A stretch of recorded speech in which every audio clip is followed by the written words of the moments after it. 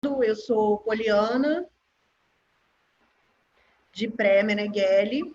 Eu sou conselheira estadual no CAU, no Conselho de Arquitetura e Urbanismo.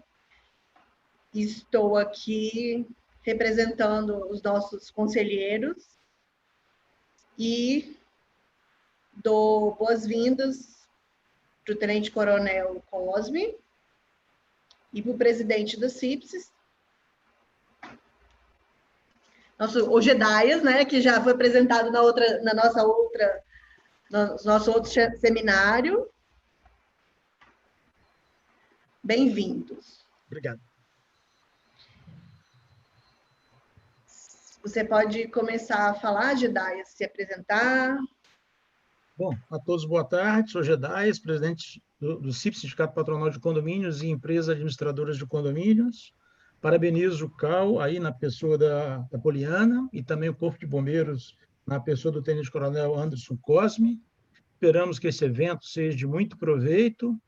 É um evento que vem em um momento após 2 dias de um fato e uma notícia muito triste. Como a gente conversávamos um pouco antes, precisamos motivar os condôminos, conscientizar, orientar no sentido de fazer as manutenções periódicas de suas residências, seus apartamentos, salas, porque boa parte dos incêndios tem origem, geralmente, em curto-circuito e ar-condicionado. Então, acho que este é um momento propício para esse debate e a todos sucesso.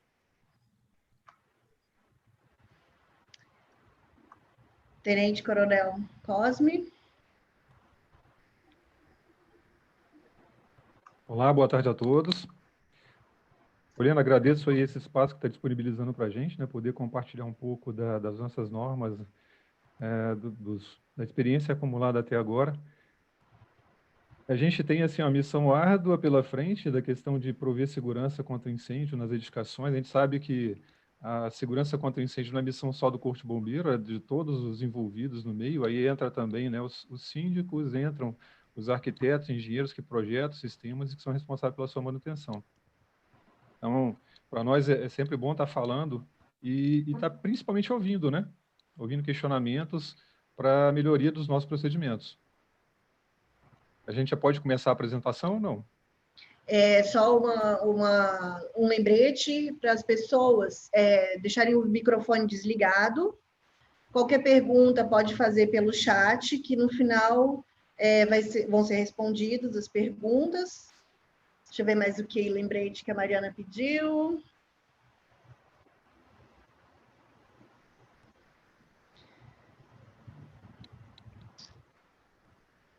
E aí, no final, a gente libera o microfone de todo mundo, que aí faz as perguntas.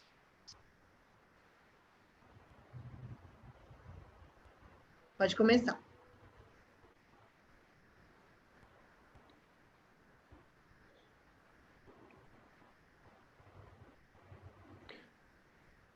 Vocês já estão vendo a minha apresentação? Já está aparecendo, sim. Ah, tá ok. Eu sou o atual, né, chefe do Centro de Atividades Técnicas, que é o órgão do Corpo de Bombeiro, responsável pela gestão do sistema de proteção contra incêndio, né, sistema que a gente fala de prevenção e proteção. Trabalha as ações, né, do pós-incêndio e do pré-incêndio. Até pouco tempo, a gente trabalhava mais com o sistema de proteção do que prevenção propriamente dita, porque prevenção você vai agir para evitar com que ele ocorra ou se preparar para, caso ele ocorra, os danos sejam minimizados. E o sistema de proteção contra incêndio, que é basicamente o que a gente acaba exigindo, eles vão atuar no pós-incêndio, para poder, depois que o incêndio aconteceu, tentar, né, fazer com que ele seja extinto no seu início, ou se não for extinto no seu início, tentar combater já o incêndio generalizado ou evitar a sua propagação, confinando ele em determinados compartimentos. E de todas as formas que tenham vias de escape segura, que é o que a gente fala sempre, né, priorizar a vida. Então, o nosso foco principal é na sede de emergência das edificações, para ter vias de escape seguro para todos que estão ali dentro. E nesse sentido, a minha missão é justamente gerenciar todo o sistema o nosso chamado CICIP, né, que é o sistema que envolve o CAT como órgão, o gestor responsável pela análise de projeto e emanar normas, e as nossas SATs que estão em cada unidade, cada batalhão, cada companhia, que vai fazer as vistorias do dia a dia. Aí, atendendo aí ao convite do CAL, a gente veio falar sobre normas novas que entraram em vigor esse ano, como a NT12, que fala sobre extintores de incêndio, e também falar pontos específicos que devem ser atentos quando vamos fazer reformas em edificações. Aí, começando pela NT12, 2020, foi uma revisão que a gente fez de uma norma já mais antiga, que ela vinha já há um bom tempo, apesar de ter sido reeditada em 2009, a nossa norma de extintores ela é bem mais antiga que isso. Pontos principais que foram utilizados. Primeira coisa, a gente eliminou o critério de área a proteger. Então, quando vai se dimensionar extintores para uma determinada edificação, antes eu avaliava o risco de incêndio, que era conforme a carga de incêndio daquele imóvel, e depois do risco de incêndio, né, fazia-se a determinação da quantidade de unidades extintoras em função, né, da sua metragem. Então, quando o risco era baixo, deveria ter uma unidade de extintora para cada 500 metros quadrados. Risco médio, 250, risco alto, 150. Isso, né, a partir de agora, com essa nova NT12, deixa de existir. Aí a pergunta vem, bom, e as edificações que já foram licenciadas com base na NT12 de 2009 ou na sua versão anterior, o que eu faço com elas? Elas podem continuar sendo regidas pela norma anterior ou podem buscar sua adequação para a norma atual. Não vai ser obrigado que ela se adeque à norma atual. Porque, em alguns casos, a norma atual ela pode ser mais benéfica, no sentido de diminuir a quantidade de unidades extintoras exigida, obrigatória, ou pode ser mais maléfica. Já que nós eliminamos o critério área, o critério foi distância máxima a percorrer até você chegar à unidade extintora. Então, do ponto mais interno até se chegar a uma unidade extintora, nós usamos como distância 10, 15 e 20 metros para risco alto, médio ou baixo. Então, quanto maior o risco, menor a distância que eu podia percorrer. Tinha que encontrar o extintor rápido para apagar aquele princípio de incêndio.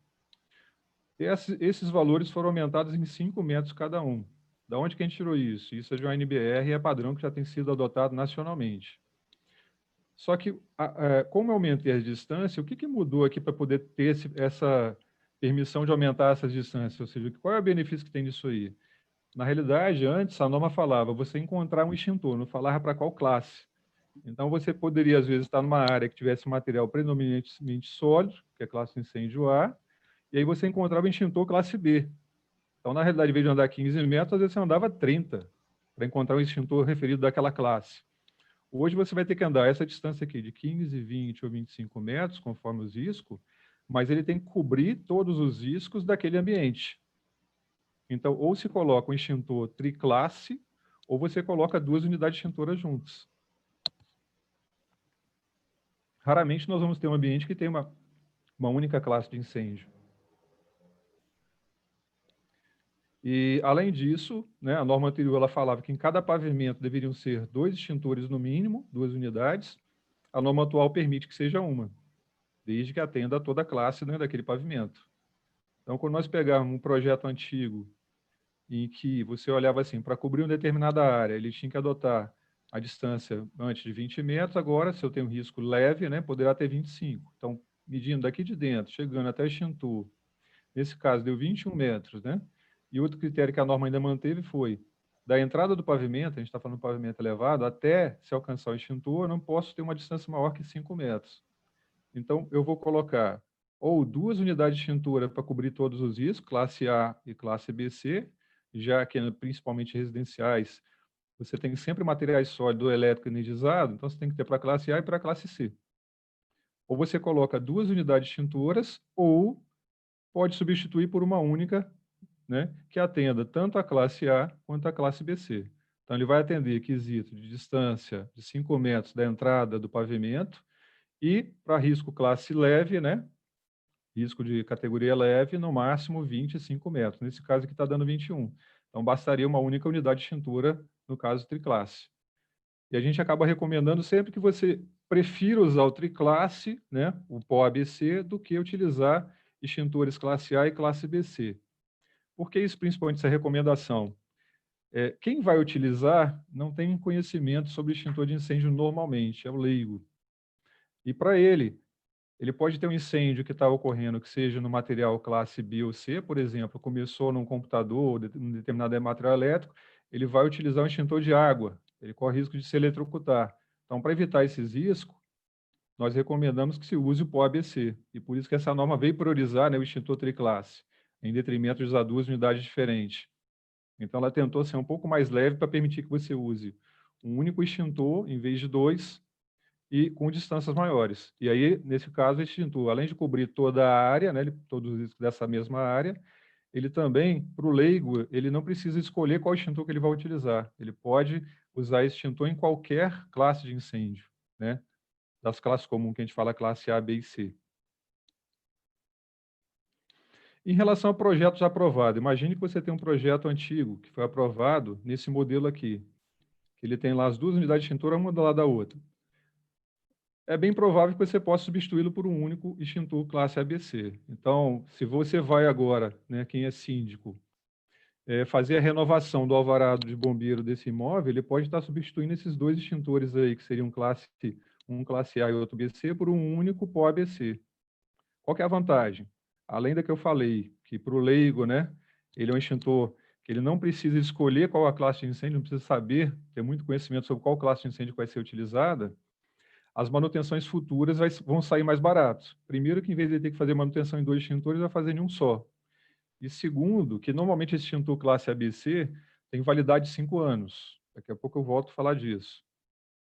Então, se você é síndico de um condomínio em que tem lá dupla juntinho um do lado do outro, provavelmente você já pode substituir por um único ABC. Por quê? Se ele atendia distâncias antigas, agora que a distância a percorrer aceitável é maior, é provável que ele vai atender. Então, é possível fazer essa substituição. A única coisa que ele vai precisar fazer é atualizar o memorial do quadro resumo de proteção por extintores da edificação, onde é classificado como projeto técnico.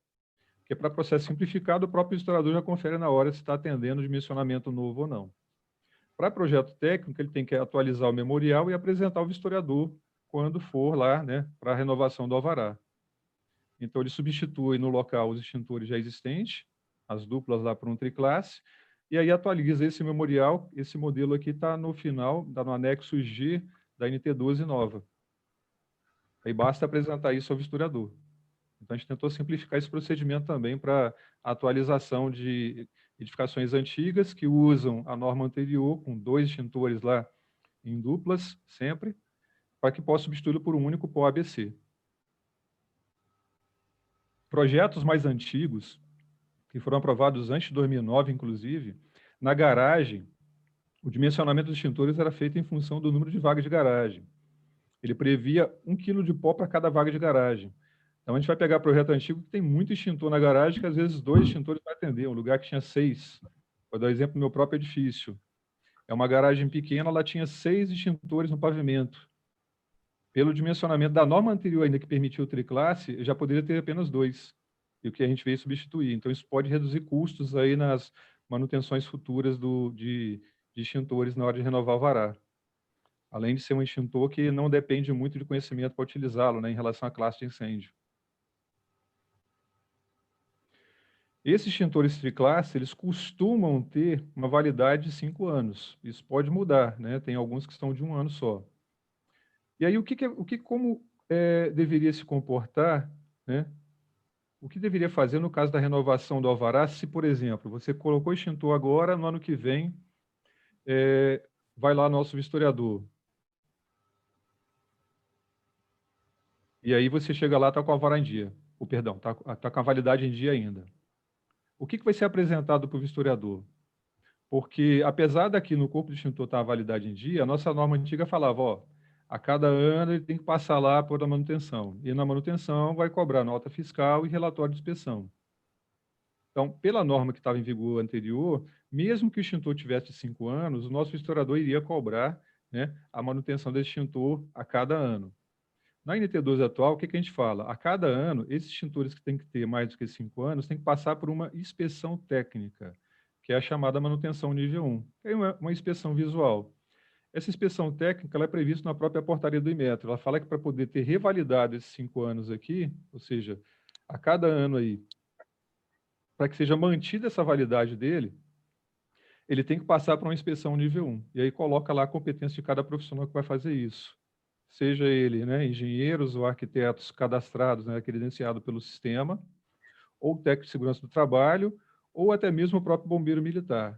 Nós dividimos em 2 grupos as edificações. Aquelas que têm processo simplificado, ou seja, menos de 900 metros quadrados, menor média altura, na vistoria, o nosso próprio bombeiro vai verificar, está com manutenção em dia, está lacrado, não tem nenhuma alteração no extintor, então permanece a validade de 5 anos, e aí ele já libera o alvará. Para as edificações que são classificadas como projeto técnico e a quantidade de extintores é maior, nós pedimos que se apresente esse relatório aqui, que é o relatório de inspeção dos extintores, que vai ser feito por um profissional credenciado no bombeiro.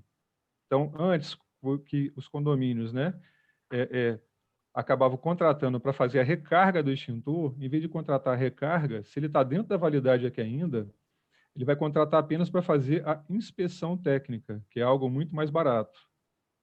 Então, ao final de 5 anos, esse extintor triclasse com validade de 5 anos vai ser muito mais barato do que a cada ano você ter que fazer manutenção nele, ter que fazer recarga.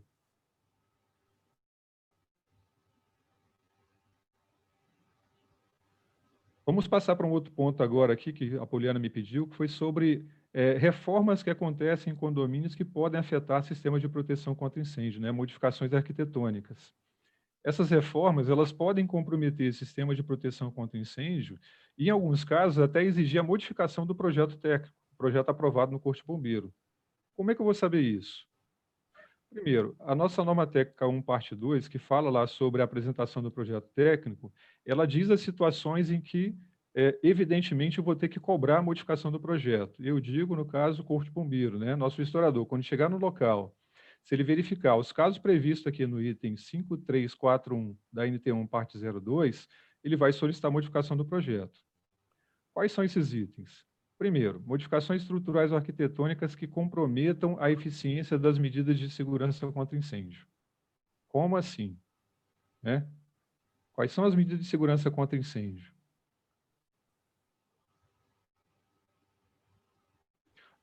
Dentre elas, a gente pode ver aí que eu tenho 2 aqui, ó.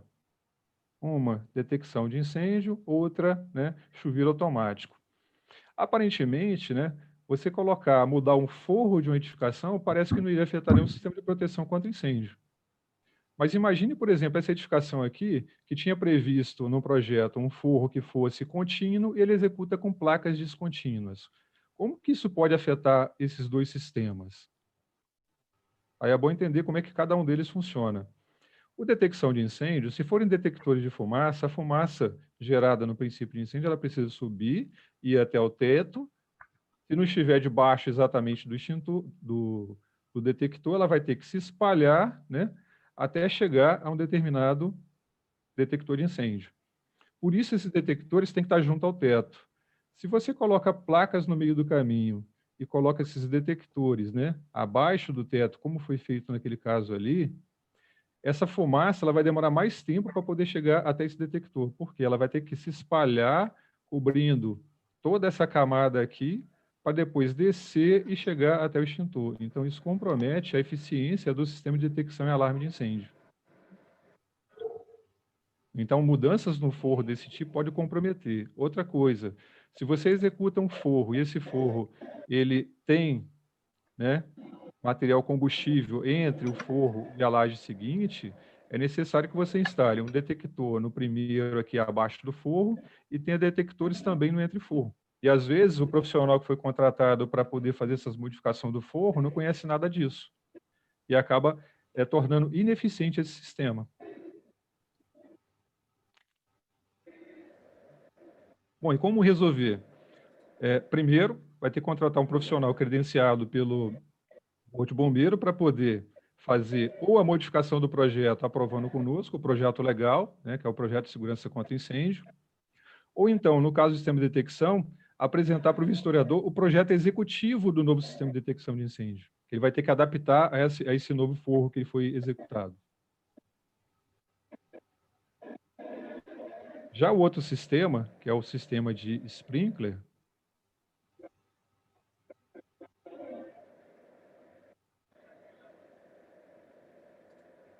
o que pode acontecer com ele? Similar ao que acontece com o sistema de detecção de incêndio, ele depende, né, do fogo para poder ser acionado.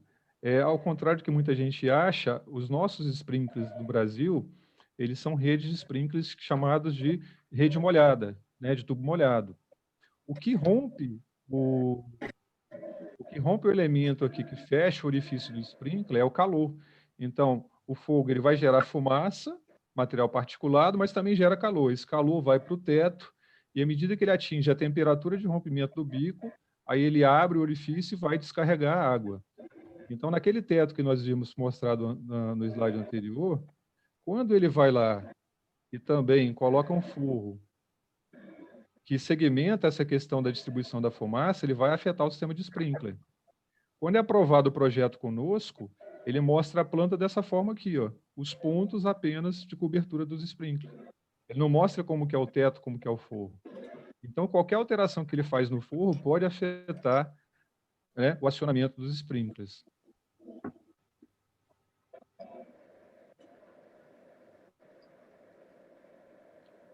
Outro ponto polêmico que acaba acontecendo aí é a questão do fechamento de varanda.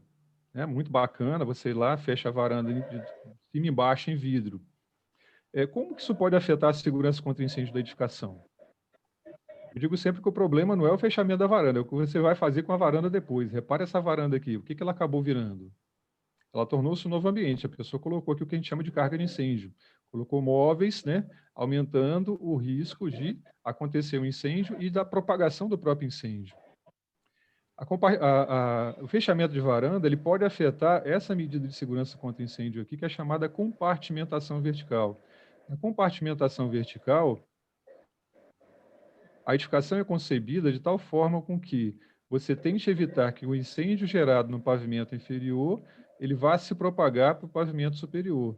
Então, se você coloca materiais combustíveis na região da varanda, que antes não eram previstos, ele vai facilitar essa propagação do incêndio. Para evitar que ele se propague verticalmente, existem duas soluções que a norma prevê. A primeira é, você tem uma varanda, né, em que a abertura do pavimento inferior, vou destacar aqui, a gente tem aqui a abertura inferior, a janela ou peitoril, em relação à abertura superior, ela dá uma diferença de 1,20 m. Então, quando isso acontece, você pode fechar a varanda sem preocupação nenhuma e utilizar aqui essa região como sendo um outro ambiente aí para colocar material, seja móvel, né? Tem um uso permanente realmente dentro da edificação. Agora, essa diferença aqui que tem no peitoril entre a abertura inferior e a abertura superior, ela tem que ter o mesmo tempo de resistência ao fogo exigido para a edificação. Então, não vou colocar aqui vidro, a não ser que seja um vidro para-chama ou um vidro corta-fogo. Se esse peitoril aqui ele é feito por um vidro para-chama ou um vidro corta-fogo, sem problema, fazer o fechamento completo.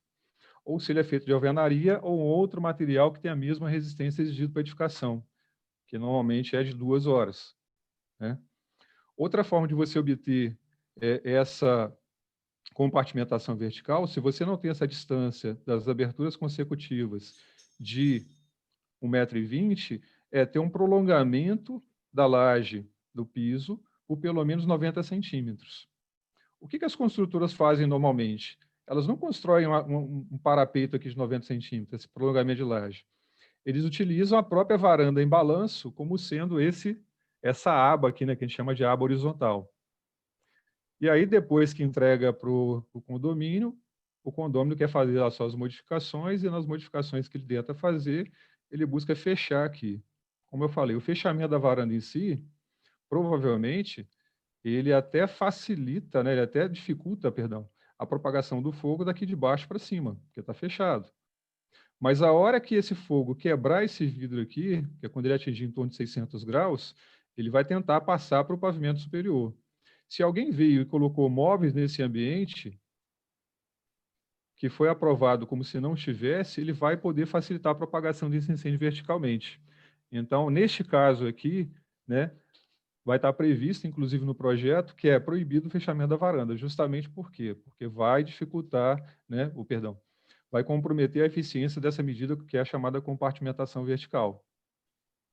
Não pelo fato de ter colocado vidro, mas pelo fato de ter transformado um ambiente que, a princípio, na aprovação, ele foi aprovado para não ter carga de incêndio nenhuma. Salvo, é claro, que se ele utilizar nesse fechamento um vidro que seja um vidro corta-fogo ou um vidro para-chama.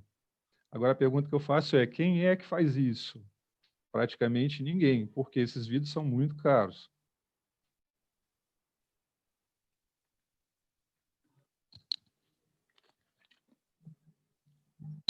Então, está aqui um exemplo de um fechamento de varanda que foi feito. Ó, repare, ele tem a laje aqui, provavelmente ele não tem 1,20 m entre a abertura de baixo e a abertura desse pavimento. O parapeito dele aqui é vidro também, possivelmente vidro comum, e ele fechou aqui em cima com vidro também comum. E a área que seria uma varanda virou, né, uma área gourmet. Ele botou mesa, vai ter cadeiras a mais aqui, e ainda vai trazer para cá, normalmente, um ponto a mais de gás que não estaria previsto. Aí mais um alerta que eu faço. Se ele traz um ponto de gás para a região que não estava previsto, a pergunta é, por onde que ele vai passar essa tubulação? Normalmente ele vai trazer pelo forro. E tubulação de gás para passar por forro, né, entre piso e entre forro, ele tem que estar dentro de um tubo luva. Coisa que normalmente quem faz essas adaptações no dia a dia, né, não tem a menor ideia que é necessário isso. Para quê? Esse tubo luva é para evitar que, se houver vazamento de gás nessa tubulação que está na região do forro, o gás vai ser eliminado para fora do forro. Não torne ali uma atmosfera explosiva.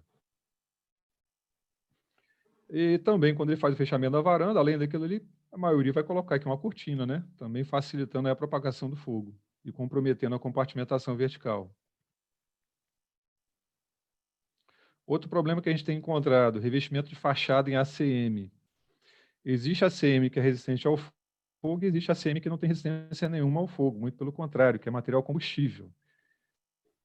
Onde a edificação tem exigência de compartimentação vertical, se você colocar um ACM aqui na fachada, que seja um material combustível, ele vai quebrar a compartimentação vertical.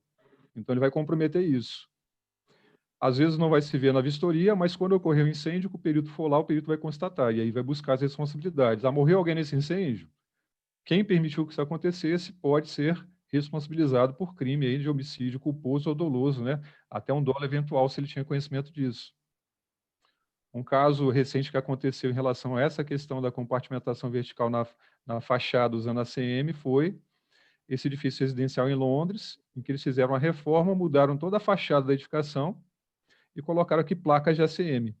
E essas placas de ACM não eram resistentes ao fogo, muito pelo contrário. Elas eram combustíveis. E aí ocorreu esse incêndio em que o incêndio se generalizou pelo prédio inteiro. Ele potencializou a propagação do incêndio. Raramente a gente teria um incêndio que envolvesse tantos pavimentos ao mesmo tempo, se não fosse a propagação pela fachada. O que se constatou na perícia desse incêndio? Ele usava a placa de ACM externa. As placas de ACM são compostas de alumínio, normalmente um outro elemento, um polímero sintético, e o polímero que usava aqui nessa placa ele era combustível. Além disso, tinha um espaço entre a placa de ACM e o revestimento, né, que iria fazer o isolamento térmico do prédio, que era colado aqui direto na parede antiga da edificação. Então, eu tinha material combustível nessa primeira placa e material combustível no isolamento. Para completar esse espaço aqui, né, entre a placa de ACM e o revestimento interno. Começou um incêndio na região, na geladeira, esse incêndio foi se propagando, quebrou o vidro aqui externo, começou a se propagar pela placa de ACM que estava na face externa da edificação, propagou-se por né, esse espaço que acontecia entre as duas placas, facilmente para cima, então a gente se viu como se fosse uma chaminé, facilitou a propagação do fogo, e ainda foi queimando o revestimento que dava o isolamento térmico aqui, essa espuma. Então, tinha tudo para dar errado esse revestimento que foi utilizado ali. Então, se forem utilizar placas de ACM em revestimento de edificação e reformas, o que eu sugiro? Verifique se a própria placa ela já é resistente ao fogo. Verifique se for usar algum isolamento térmico, se esse material é resistente ao fogo. E mais, se ele não vai produzir gases tóxicos, né, que possam causar a morte de pessoas.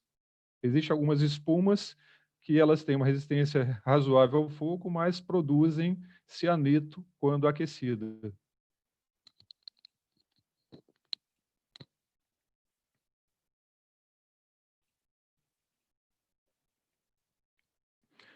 Um outro ponto que eu vou falar aqui também, mas que normalmente nas nossas vistorias a gente acaba não cobrando e que perguntam muito para a gente, é a questão daquela abertura que tem permanente nas janelas lá da cozinha ou da área de serviço, formada por uma veneziana. Para que serve aquilo?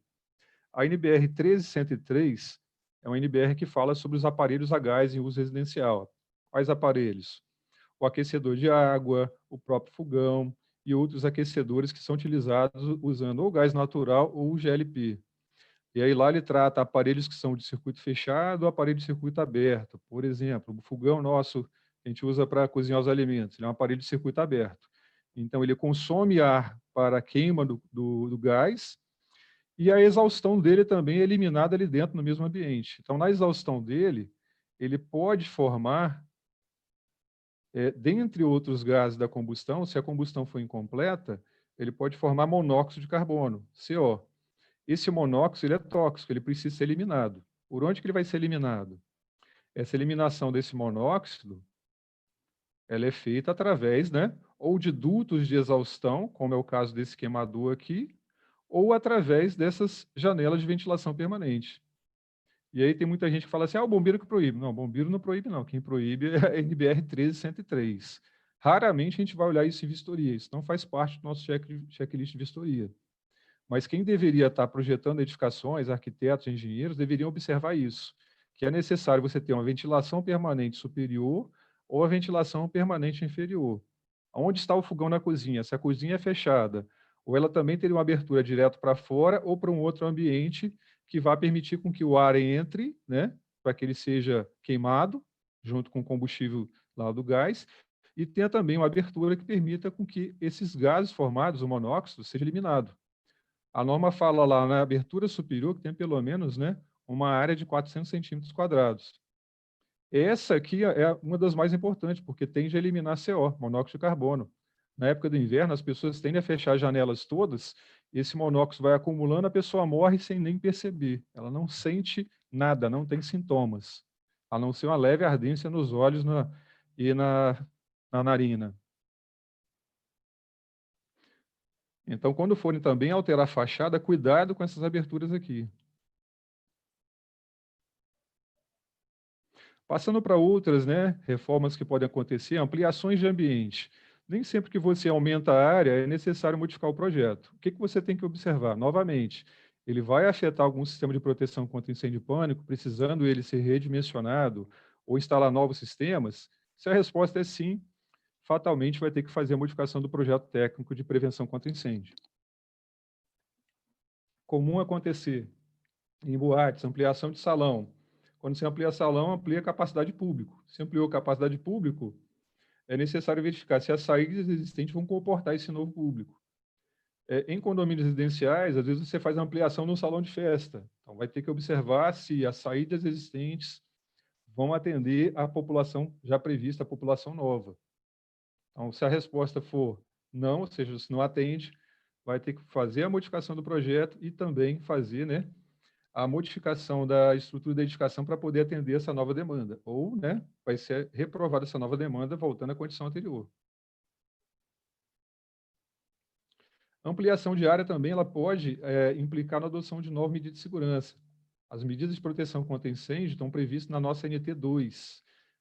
Dentre elas, tem lá detecção de incêndio para determinadas ocupações, tem algumas observações. Eu coloco aqui, sim, desde que seja a área do pavimento maior que 750 metros quadrados. Então, se eu amplio um pouco um pavimento que já está próximo disso, pode cair na exigência de um novo sistema. Então, por isso, sempre que for fazer qualquer ampliação, verificar antes com um profissional aí que tenha conhecimento se vai ser necessário ou não modificar o projeto de segurança contra incêndio. Por quê? Pode cair na exigência de uma nova medida de segurança. Outro fato que normalmente causa a modificação do projeto é a mudança da ocupação. Então, se você tem uma ocupação de menor risco, passa para uma ocupação de maior risco. Sai de um ambiente que seja um depósito, né, que a gente chama de J2 aqui, que tem uma baixa carga de incêndio e vai mudar para um depósito com a alta carga de incêndio.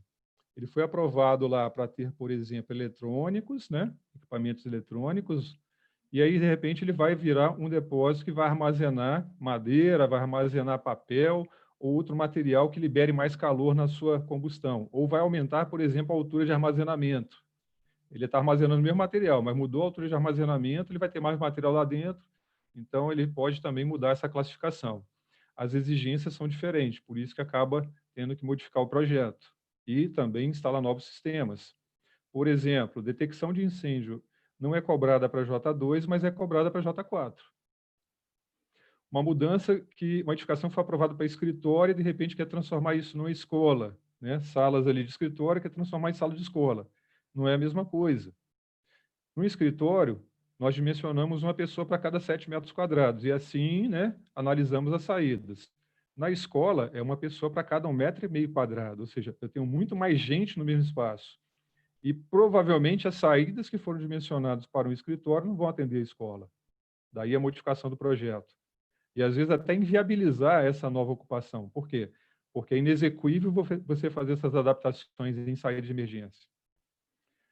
Mudanças, por exemplo, o projeto é aprovado para C2 e a pessoa resolve fazer um F8. Ou seja, ele foi aprovado para um comércio de uma forma em geral, e aí coloca um restaurante que ele fala, não, isso é comércio. Não, para nós é local de reunião de público. Além da questão de dimensionamento de saída, ele pode ter um problema também em relação à exigência de gás. Toda vez que é necessário utilizar mais do que 3 botijas de gás de 13 quilos, vai cair na exigência de projeto técnico. Vai cair na exigência de central de gás. E aí vai ter que ter uma área específica fora da projeção da edificação. Mudanças de layout podem implicar na modificação do projeto, desde que, né, vá cair na adoção de uma nova medida de segurança ou torne a que já foi projetada ineficiente. Como assim? Lembra o nosso sprinkler que a gente falou no início? Quando ele é rompido, ele vai descarregar água, né, formando uma área como se fosse a área de um chuveiro mesmo, né, guarda-chuva. Se você coloca qualquer obstáculo no meio do caminho, aquela região que deveria ser protegida por ele não vai mais ser protegida, porque esse obstáculo vai impedir com que a água vai chegar lá. Ele vai bater nesse obstáculo e vai escorrer. Então, eu vou ficar com uma área desprotegida. Logo, eu preciso redimensionar o meu sistema. Então, eu deveria instalar um novo bico nessa outra região. E, com isso, alterar o projeto de sprinkler. Vou colocar um exemplo de campo aqui. Essa loja ela foi aprovada dentro de um shopping com o layout dela aberto. O que ela fez? Resolveu construir essa parede aqui. Essa parede ficou entre as 2 linhas de sprinkler. Tem um aqui, a gente vai ver que vai ter um outro mais para frente aqui que não ficou visível na foto. Então, o sprinkler consecutivo está bem mais distante que esse. Resultado, a lateral esquerda dessa parede ficou desprotegida. E é justamente onde a loja colocou mais móveis, mais sofás. Ou seja, se acontecer um princípio de incêndio ali, apesar da loja ter um sistema de chuveiro automático, ela está desprotegida. Provavelmente ele não vai conseguir extinguir esse incêndio ou controlar até a chegada de uma equipe nossa. Ele vai se espalhar. Qual é a solução? Ou ela refaz o layout, ou refaz todo o sistema aprovando um novo projeto de sprinkler lá no Corpo de Bombeiro. Isso aqui pode acontecer também com edifícios de escritórios que aprovam um pavimento inteiro sem divisória nenhum. No sprinkler, vem lá só indicando as posições. Aí, na hora que ele vai executar, coloca um monte de divisória, tornando-se obstáculo para a descarga do sprinkler. Então, ele vai ter que modificar todo o projeto de sprinkler, daquele pavimento. Outras mudanças no layout que podem inviabilizar ou até mesmo, né, tornar ineficiente um determinado sistema. Reparem que aqui eu tenho um hidrante de parede. Esse hidrante está previsto com uma mangueira de 20 metros. Ele foi previsto para poder fazer esse caminhamento aqui, para chegar até no ponto mais distante e fazer o combate ao incêndio ali.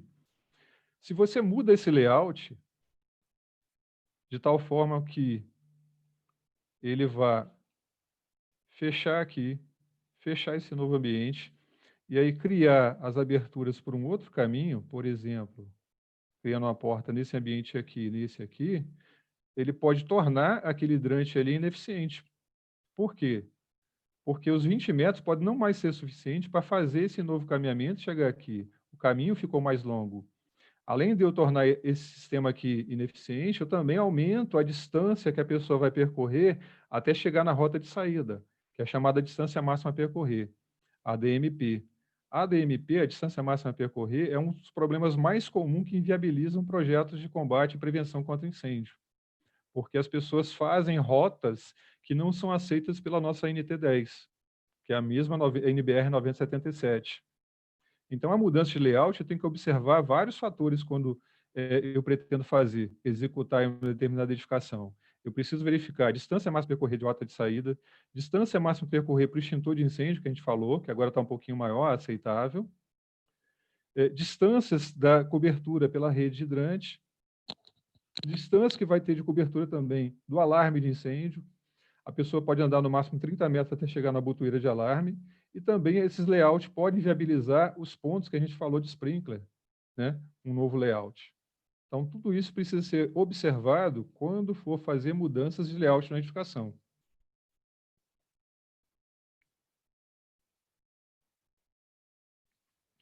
E um fato que sempre vai implicar em mudança de projeto técnico, né, necessitando a aprovação de novo projeto, é quando você aumenta a altura da edificação, criando mais um piso aí. Isso pode afetar a exigência de sistema de proteção contra incêndio adicionais e até mesmo mudar o tipo da escada exigido. Exemplo comum, a edificação tinha uma altura de 12 metros, criou mais um pavimento. Até 12 era escada comum. De 12 metros em diante já passa a ser ou uma escada enclausurada protegida ou uma escada à prova de fumaça. E o brasileiro é danado para poder executar a primeira obra para depois tentar aprovar o projeto. E aí esse projeto pode ser inviável, né? Dependendo de como que ele executou.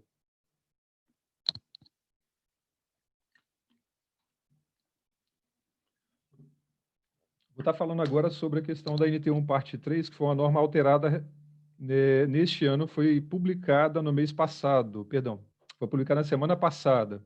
Essa norma, ela vem alterando o processo de licenciamento do imóvel, como que ele vai se dar, né, a nossa emissão do alvará.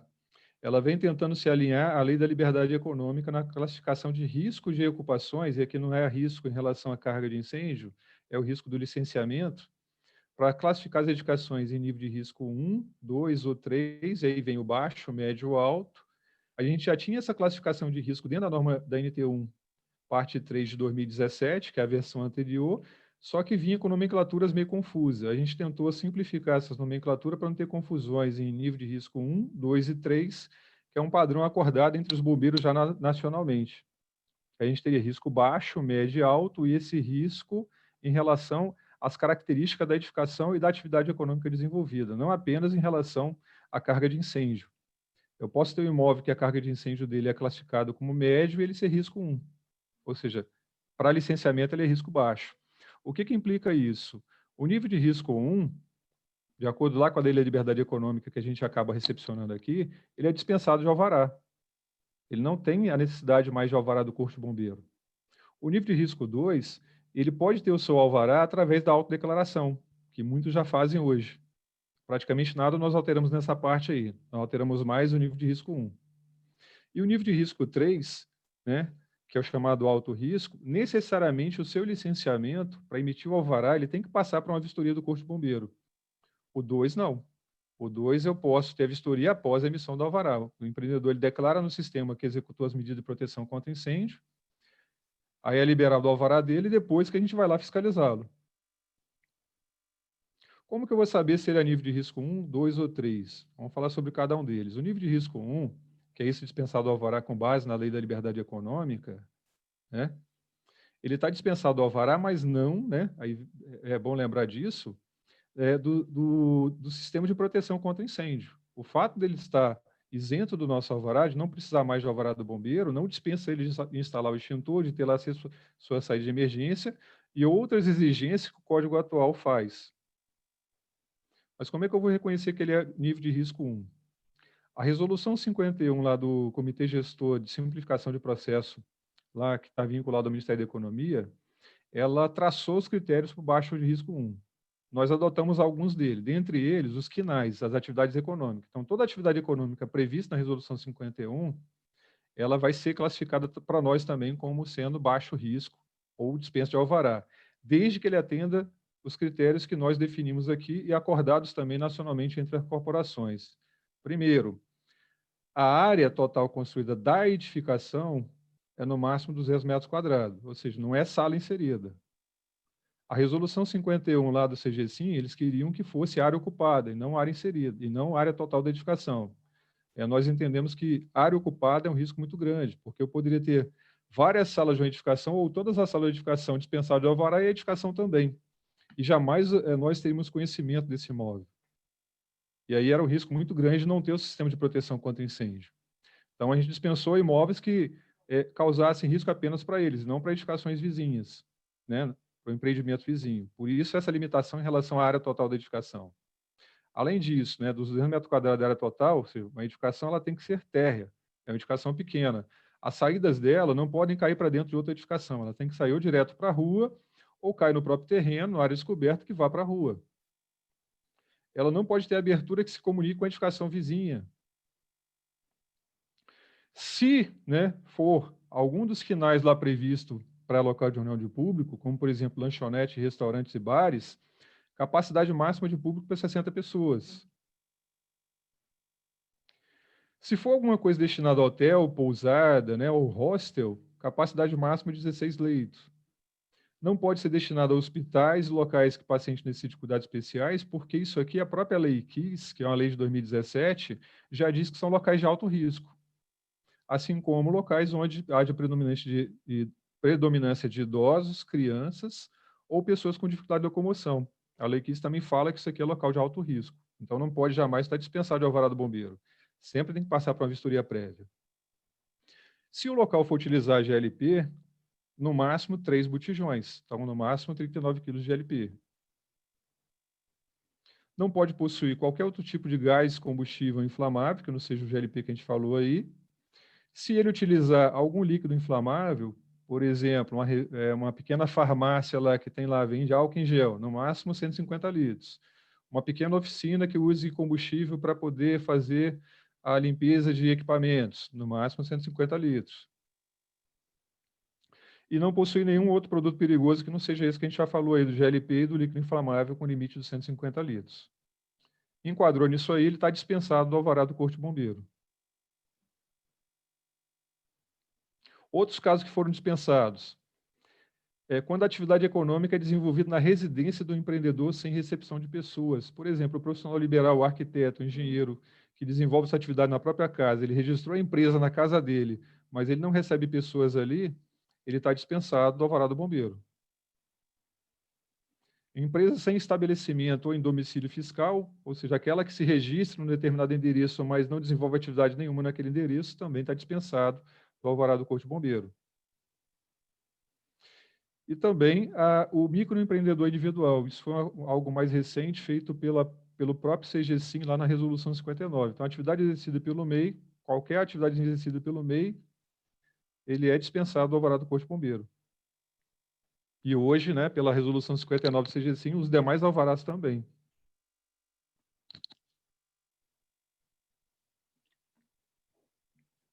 Passando a falar agora sobre o nível 2, que são as edificações que necessitam no nosso alvará, mas que podem, né, ter esse alvará emitido sem uma vistoria prévia, apenas pela declaração do proprietário responsável do imóvel no nosso sistema. A primeira limitação que a gente faz é a área menor que 900 metros quadrados e a altura menor ou igual a 9 metros. Isso aqui a gente está falando da área total da edificação. Então, ele vai poder ter a autodeclaração desde que nessa condição, que é o que a gente chama de processo simplificado, ele não tenha nenhuma dessas ocupações. Não pode ser shopping, não pode ser pré-escola ou escola precepcional.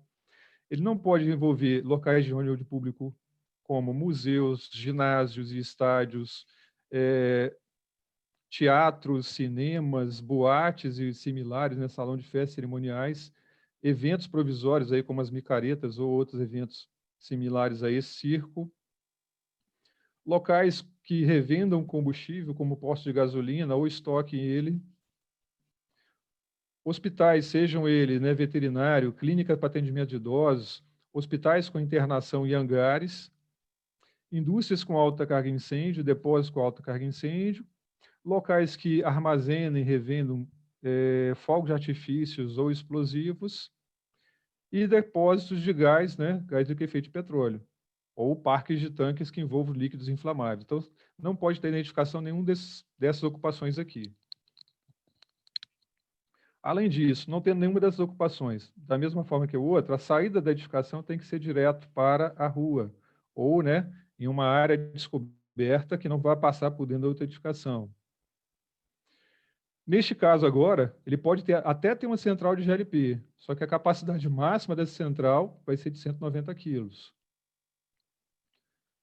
Não pode armazenar, comercializar ou revender gás liquefeito de petróleo.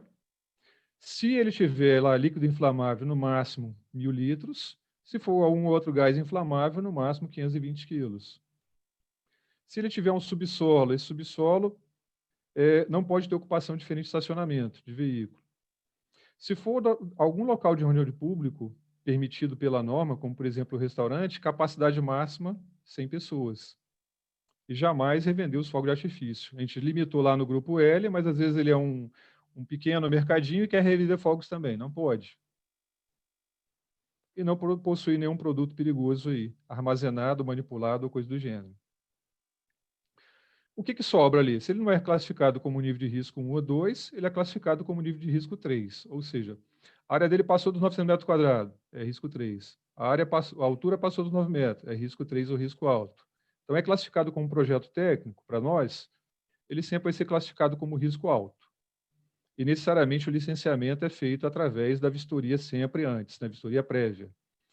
O que nós fizemos de mudança aí para o risco 3? Dividimos dois grupos. Um que tem risco altíssimo, altíssimo em relação à quantidade de material inflamável armazenado, ou em relação ao público presente, tem uma capacidade de público muito alta. Então, esses locais que a gente excluiu aí por ser risco muito alto, vai ter sempre a nossa vistoria presencial.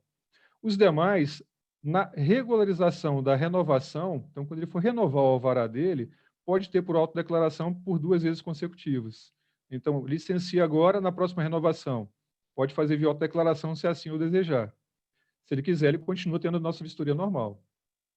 Então, ele pode ter lá residencial, hotéis, comércio de uma forma em geral que não seja lá, centros comerciais e shopping, edifício escritório, as escolas que não envolvam lá pré-escola e escola percepcionais,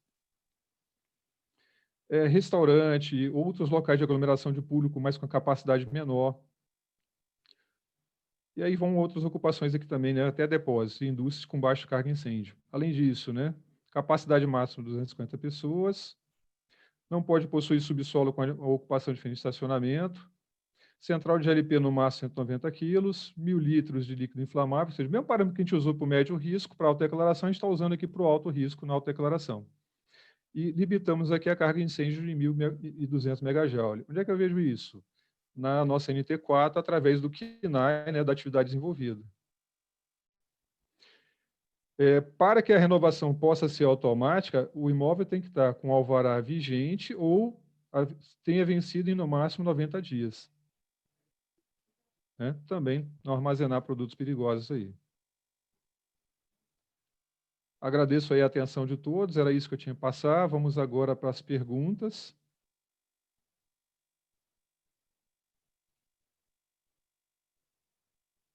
Poliana, estão vivos ainda? Sim, só um instantinho que eu vou ordenar aqui.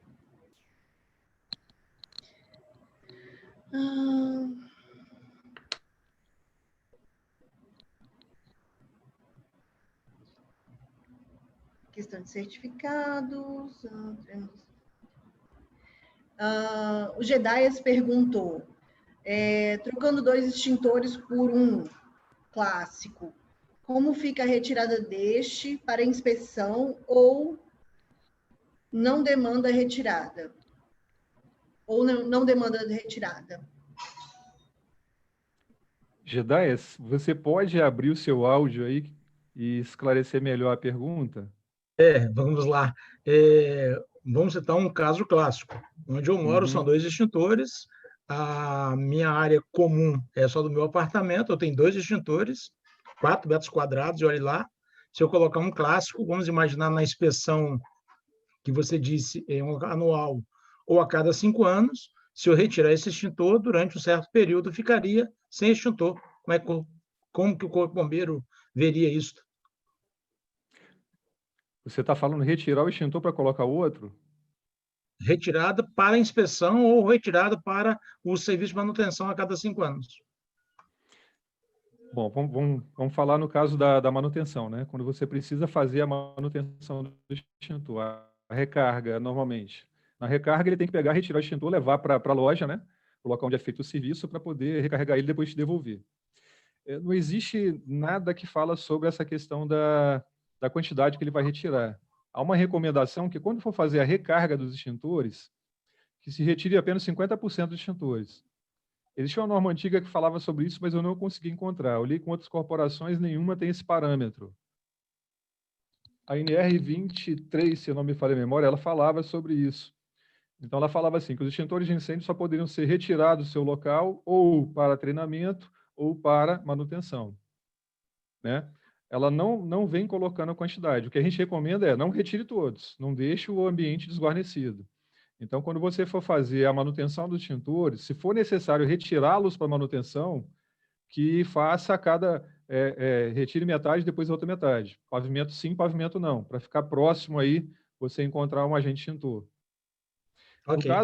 No caso dessa inspeção técnica que nós estamos falando, que é a inspeção nível 1, ela é uma inspeção visual. Não é necessário você retirar o extintor do local para poder fazer essa inspeção. Então, se você optar em utilizar um extintor que tem validade de 5 anos, instalou ele esse ano, no ano que vem, deu a época da renovação do alvará, quando for fazer a inspeção do extintor, mesmo que não tenha que fazer a renovação do alvará, porque tem residenciais que são 3 anos, então, na inspeção do extintor, não é necessário retirá-lo de lá. A empresa que vai lá, ela vai fazer essa inspeção visual. Ele só vai retirá-lo se, por acaso, alguém foi lá e quebrou o lacre. Quebrou o lacre, acabou a validade do extintor, ele vai ter que ser recarregado. Aí já é manutenção nível 2, não é mais nível 1. O visual, ele vai verificar se o manômetro está lá registrando a pressão, né, de trabalho, vai verificar se o lacre está no local, se está a trava de segurança, se o rótulo lá que vem colocando o selo do Inmetro, ele está visível e íntegro, então se está tudo íntegro dentro do extintor. Ok, perfeito, obrigado. Por nada. Essa inspeção técnica aí, se for, por exemplo, para a renovação do nosso alvará, aí ele vai emitir um relatório conforme aquele padrão que eu mostrei na apresentação, que está lá no final da NT12. Se for um imóvel com menos de 900 metros quadrados, de área construída, menos de 9 metros de altura, o próprio bombeiro, quando for fazer a vistoria, ele faz essa inspeção técnica. Então, não vai ser necessário relatório de inspeção nesse caso aí. Ok. Ok? Ok. Vou seguir da forma assim, a pessoa faz a pergunta, eu vou dizer quem é que vai fazer a pergunta, de acordo com o chat aqui, e aí a pessoa já faz a pergunta pelo microfone. Pode ser assim? Pode ser. Priscila, você perguntou sobre as paredes entre apartamentos. Pode perguntar.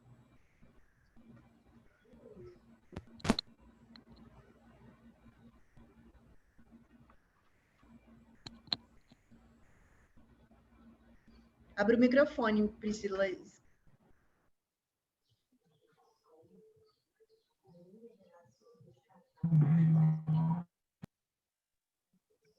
Poliana, acredito que ela esteja querendo falar da parede do apartamento que não vai até a laje, preocupada com a questão da propagação do incêndio.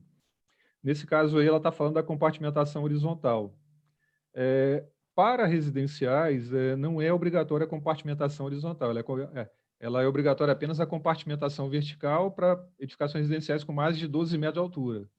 A compartimentação horizontal, que é evitar a propagação do fogo, né, no mesmo piso, de um ambiente para outro, para edificações residenciais ela não é obrigatória, então pode ter realmente essa parede que não vá até a laje, né, ou até o próximo piso. Acredito que seja essa a pergunta dela. Para galpões, por exemplo, J4, lá, que é galpões com alta carga de incêndio, já passa a ser obrigatória a compartimentação horizontal também. Então, quando você vai dividir ambientes ali, 2 compartimentos por norma, essa parede ela tem que ir até o teto, para onde é obrigatória a compartimentação horizontal.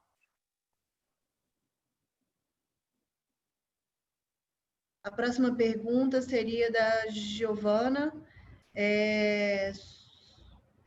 sobre manutenção, atualização de normas do Corpo de Bombeiro. Boa tarde. Boa tarde, estão me ouvindo? Parabéns pela sua palestra, o senhor Anderson. Foi muito providencial, e eu acho que isso aí tem que ser divulgado o mais possível, né, visto as nossas experiências últimas e sequer aquelas que não são divulgadas, né. Eu pontuei aqui vários questionamentos, várias coisas, porque eu, como arquiteta, eu sou arquiteta e também professora do IFES, né, no curso de Eletrotécnica e Engenharia Elétrica. É muito importante a parte elétrica também, né, a parte elétrica das edificações. No começo, quando o senhor começou a trabalhar no tema, eu não concordo muito, assim, eu acho que toda edificação, né, tem algumas não, os riscos, né, algumas com risco menor, mas todas as edificações deveriam compatibilizar seus projetos, né, arquitetônicos, principalmente o arquitetônico, né, principalmente, e ser, assim, se tiver alguma modificação, ter essa alteração, ter essa consultoria, vocês, isso deveria ser obrigado, não deveria ser só assim, não, se mudou pouco, não perguntar, não entrar em contato. O que o senhor me diz sobre isso? Eu tenho alguns questionamentos além desse, mas eu queria que você respondesse esse primeiro, por favor. Essa orientação que eu passei em relação à modificação do projeto técnico, o que a gente recomenda é, você vai fazer qualquer alteração da edificação, que procure um profissional habilitado, né, da área de incêndio para poder consultar antes. Porque esse mesmo questionamento que a senhora está fazendo para mim, na outra palestra que eu fui dar na faculdade, teve um profissional lá, um engenheiro, né, um aluno de engenharia, ele falou, bom, mas eu fui contratado para fazer uma obra que não tem nada a ver com a parte de incêndio. Eu falei, você acha que não? Mas se você construir uma parede daquela ali, separando uma rede de sprinkler, né? Você construir uma parede daquela em que você isolou um detector que era para o ambiente todo e ficou apenas num lado da sala, você afetou um sistema e você pode comprometer de forma grave o sistema, né? Ou fazer igual uma mulher fez uma vez que pegou, na reforma da casa dela, que ela foi quebrando parede, ela quebrou um duto do sistema de ventilação da escada, né, à prova de fumaça. Ela pegou os 2 dutos e transformou num closet para ela. Aí os dutos que deveriam colocar ar puro dentro da escada de emergência e retirar a fumaça são interrompidos naquele piso, onde estava o apartamento dela. Então, qualquer alteração que for fazer dentro da edificação, é bom consultar um profissional antes. Nesse caso aí, eu sugiro sempre que for procure um profissional que seja cadastrado no Corpo de Bombeiro. No nosso site lá tem a relação de profissionais cadastrados no sistema.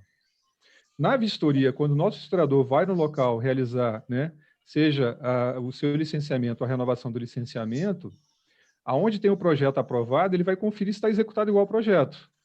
Aquilo que foi lá de modificação que não afeta o sistema de proteção contra incêndio, ele não vai solicitar modificação, porque ele fez essa avaliação. Agora, se ele verificar que afetou o sistema de proteção contra incêndio, seja no dimensionamento ou tornando ele deficiente, ele vai cobrar a modificação do projeto. Então, a pessoa vai ter um trabalho em dobro. Ela vai ter gastado 2 vezes, uma para ter feito aquela primeira reforma e outra para reformar de novo depois, para poder atender a norma sobre segurança contra incêndio. Certo. O engraçado, né, assim, o que eu me vejo assim, em certas situações, é como você recebe um alvará de um apartamento, e esse apartamento, né, desse prédio, e esse apartamento você faz sem a varanda, depois que está o alvará, é que você coloca a varanda e depois não tem mais nenhuma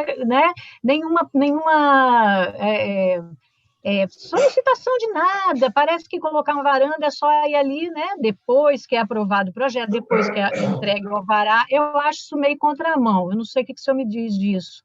As varandas poderem ser colocadas individualmente pelos seus proprietários depois que o prédio é entregue e sem nenhuma fiscalização depois, sem nenhuma norma, sem o proprietário conhecer nenhuma norma. O que o senhor me diz sobre isso, por favor?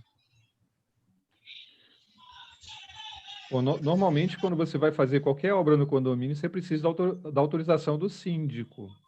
Aí o síndico tem que conhecer bem isso, para na hora dele fazer isso aí, vem cá, já contratou? Primeira coisa, né?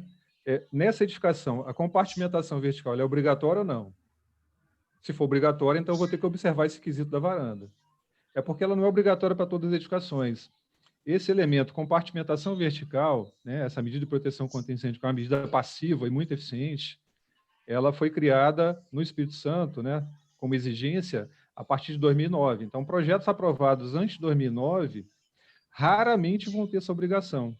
Os que teriam essa obrigação são aqueles que foram aprovados como classificados lá como resistência alta à propagação de fogo, e para isso executaram a chamada escada da prova de fumaça pressurizada, que na realidade não falava como sendo compartimentação vertical, mas a exigência é a mesma.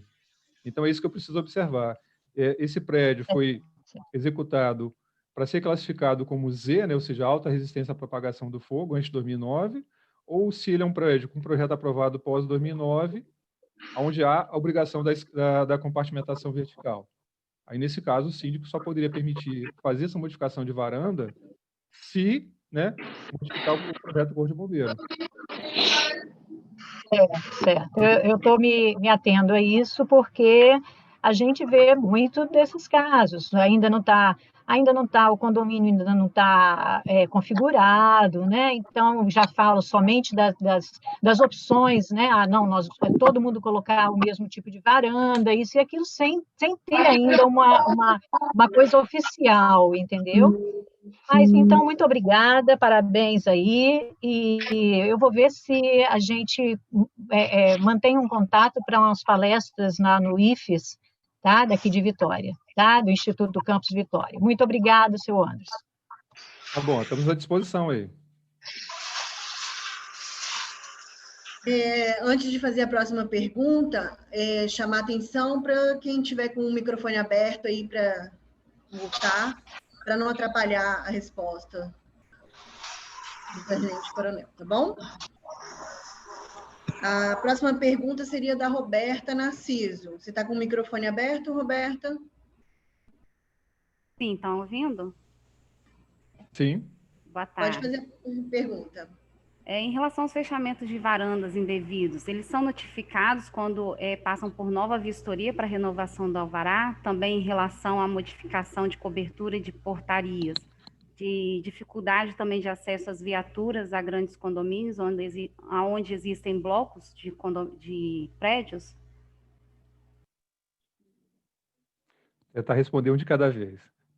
A questão do fechamento de varanda, quando o vistorador ele chega no local, que ele verifica que foi feito fechamento de varanda, e no projeto vinha previsto que era proibido fazer o fechamento de varanda, ele vai exigir que seja feito ou a modificação do projeto ou a retirada do fechamento da varanda.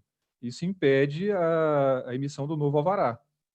Então, no laudo da vistoria, ele acaba deixando isso aí.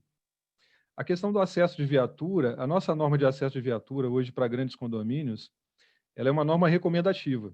Isso é meio problemático, e a gente pretende mudar isso agora, na revisão da NT2, porque a gente coloca como obrigatório para o grande condomínio que o portão de entrada ele atenda as dimensões para que passe a viatura. Só que internamente, o arruamento interno e também a faixa de estacionamento, ou então o que o próprio piso suporte o peso da viatura, isso é apenas recomendativo, não é obrigatório. Então, às vezes, o portão permite a entrada, mas a viatura não consegue entrar, ou se ela entrar, corre o risco de romper uma laje, ou ainda que ela não consiga se aproximar da edificação para poder fazer as atividades de combate ou até mesmo de socorro. Para poder arvorar uma autoescada ou uma autoplataforma, é necessário lá um ângulo de inclinação, né, X, para poder você conseguir fazer isso.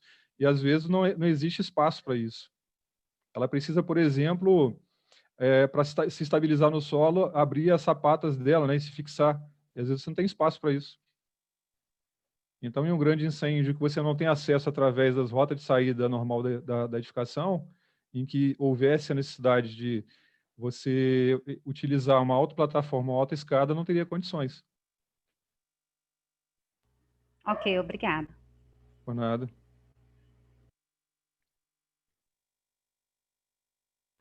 Pelo chat não temos mais perguntas. Alguém mais tem alguma pergunta para fazer? Anderson, em relação às varandas, fechamento de varandas, há uma norma técnica específica da NBR, acho que 16259, salvo engano, que os condomínios exigem do condômino que apresente o projeto de instalação deste fechamento de varanda, atendendo todas as normas. Só para deixar claro aí para todos que ouviram. Tá bom. Poliana, eu vi também que alguém pediu aqui para compartilhar esses slides. Eu já enviei para a Mariana. essa apresentação de slide, que pode estar enviando para vocês depois. Enviei também essa NT1 parte 3 nova, porque ela não está disponível no site. O que está disponível é a versão antiga, que está em vigor ainda, né?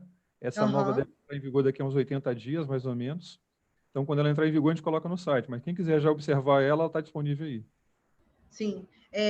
A gente fez a gravação também do seminário e assim que foram respondidos o questionário de satisfação, vai ser disponibilizado tudo também. Alguém mais? Alguma pergunta? Tem mais uma pergunta no chat ali. Tem mais uma? Apareceu outro aqui.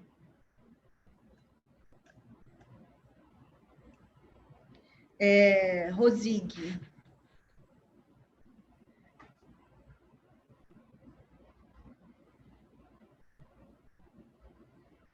É uma pergunta bem interessante.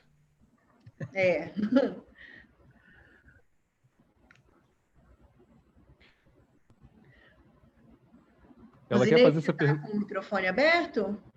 Você quer falar? É Rosineide, Oi, né? isso. Mais uma vez, boa tarde.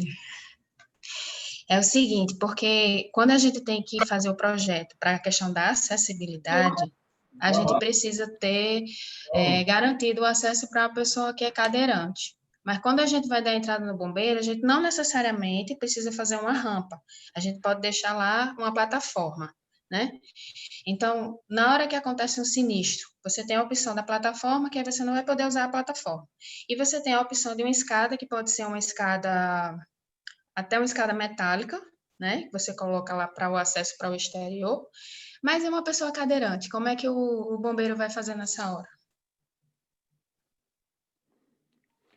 Outro dia, numa reunião no Ministério Público, eu estava fazendo até uma brincadeira com eles. Eu falei, vocês estão colocando acesso para cadeirante em todas as edificações, estão garantindo que ele entre, mas não estão garantindo que ele saia. Porque o acesso está só lá no primeiro piso, né? Aí ele entra na edificação, pega um elevador, está no pavimento elevado. Como é que ele vai sair? Ele não vai sair pelo elevador comum. Isso. Ele vai ter que aguardar numa região segura. Se a edificação tiver uma chamada área de refúgio, e as áreas de refúgio hoje só são obrigatórias para hospitais com mais de 6 metros ou para escolas com mais de 12 metros. Então, se ele não tiver em uma área de refúgio, que é uma área protegida contra incêndio, ele vai ter que entrar numa escada de segurança e aguardar ou na antecâmara, se tiver, ou aguardar dentro da própria escada, no patamar da escada, até que nós cheguemos lá e retiremos ele literalmente nas costas.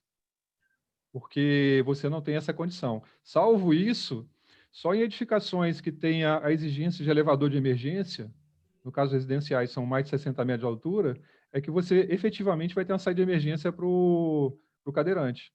Então, onde não há elevador de emergência, ele vai ter que aguardar em uma área de refúgio. Ou E como é que em uma área funciona? protegida. Como é que funciona o elevador de emergência?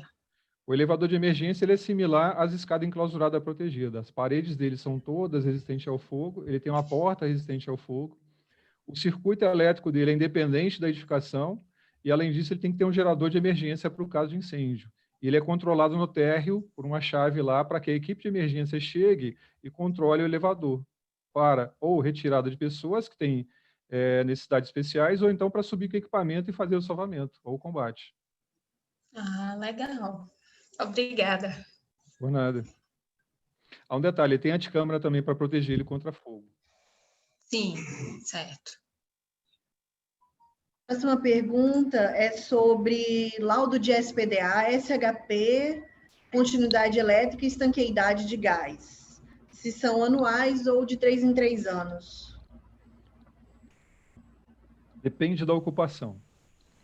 As ocupações que são de altíssimo risco, a gente acaba cobrando esses laudos a cada ano. As ocupações que são de baixo risco, isso aí está na NT1 parte 1 atual, perdão, na NT1 parte 3 atual, e está na NT1 parte 6, que é o checklist de vistoria.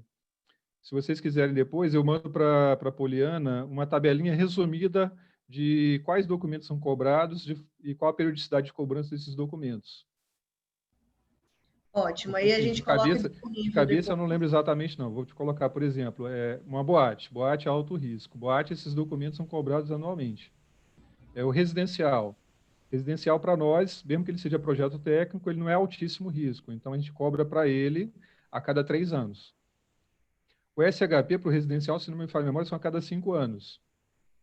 No passado, até 2017, nós cobrávamos isso anualmente. Nós mudamos porque não tinha lugar nenhum que falava da validade do documento. Então, o que a gente está fazendo nós cobramos a questão da periodicidade de cobrança. Para não ficar muito oneroso, a gente acaba cobrando esses documentos apenas de acordo com aquele período. Salvo se o historiador foi lá, verificou que o sistema está com algum problema, precisa de manutenção, se ele exige que seja feita a manutenção, aí ele cobra também esse documento comprovando que foi feita a manutenção. A próxima pergunta é da Ana Paula Rangel. Ana, você está com o microfone aberto? Pode falar. Tô sim, boa tarde a todos. Adrisson, hoje eu sou síndica e o condomínio, né, onde eu estou, ele é muito antigo. É uma área de 6.000 metros quadrados, são apartamentos daqueles que começam no térreo até, né, o terceiro pavimento, no caso, que a gente considera quarto andar. E, assim, o projeto é de 94, muito antigo. No máximo que eles, na época, projetaram foram extintores e mangueira de incêndio, né? O que o Corpo de Bombeiro pode orientar para que a gente venha se adaptando, porque alguns condomínios pararam no tempo, né? Vamos pensar não questão de exigência, mas de prevenção, porque pelo que eu li, não há uma saiu não. Exigência, porque o projeto já é antigo, né? E tudo aquilo que foi feito. Mas, assim, eu, quanto síndica, eu gostaria de implantar algumas coisas e de fazer alguns projetos juntamente com o arquiteto. Minha arquiteta está até participando aqui também, para a gente ir já olhando pontos e tudo mais. Eu já procurei o Corpo de Bombeiro para isso, né? Eles até me indicaram, né, alguém responsável técnico, mas, assim, toda vez que a gente esbarra, igual até a própria, eu acho que foi uma professora aí entrou na pergunta, até as pessoas técnicas, elas têm dificuldade para trazer algo, né, tão há tempos atrás para adequar agora. O Corpo de Bombeiros sugere alguma coisa ou não vê tanta exigência para se adequar? Ana Paula, se você já tem um projeto aprovado, vamos falar primeiro em termos de obrigatoriedade. Se ele já foi aprovado e a edificação não sofreu modificações consideráveis, ou seja, está praticamente igual ao projeto aprovado, você não tem nenhuma exigência adicional a não ser o que está no projeto. Então, é só fazer manutenção dos sistemas, para a questão de obtenção do alvará. Agora, o que a gente fala sempre alvará sozinho não salva ninguém. De nada adianta você tiver o sistema se você não sabe utilizar. O que a gente recomenda sempre, né? É fazer simulados, no mínimo, de abandono de edificação. Além da manutenção dos sistemas, simulado de abandono da edificação.